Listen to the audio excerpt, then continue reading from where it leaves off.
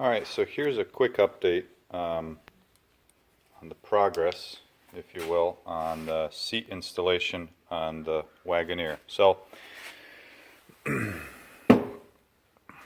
this hump here is the problem. So this installation has gotten a little bit more complicated on the passenger side.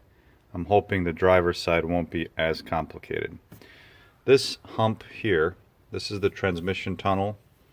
This extra bump here is for the transfer case. There's plenty of room underneath, but there's a lot of clearance. So anyway, this is the issue. As you can tell, one of the mounting bolts for the seat is up here, and the other front one is down here at the floor level, and then the back too. So here's what we're going to do.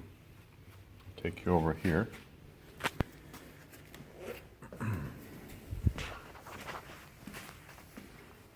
This is the seat frame for the Grand Cherokee seats. That's the driver's. This is the passenger one. I will not be reusing any of the parts from the Grand Wagoneer seat mounts, and I'll show you what this is going to look like. So the rear seat mounts are going to stay the same. Those are the ones that take any kind of a load in a front collision. The front one that's on the outside will have a heavy angle like this. You can see mounted like that. It's all loose.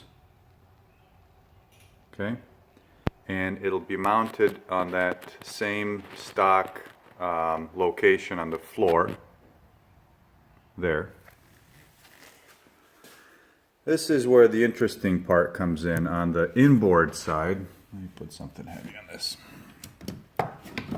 The inboard side gets a little bit more involved.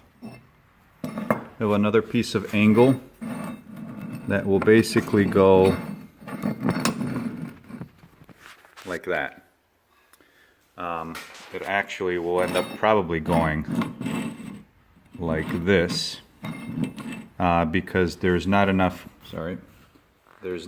clearance to go like this. If I was to put that in, remember that transmission tunnel hump, it would hit here, and I'd like to keep as much of the surface area as possible. So probably gonna end up rotating it like that,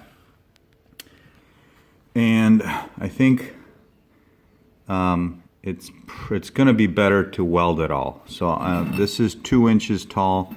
It's not tall enough. I'm going to see if I can find a 3-inch tall L angle. Sorry, 3-inch tall L angle to make as much contact as possible, and then weld to this section. So I'll show you in a minute what that looks like in the vehicle.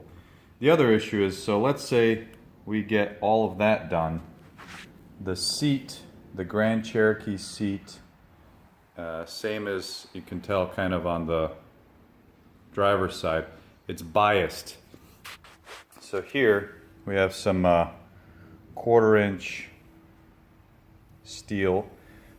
These are stock locating positions for the seats, and we're going to take the seat from these points and basically move it over about 2 inches, and I'll show you why that is on both the front and the rear.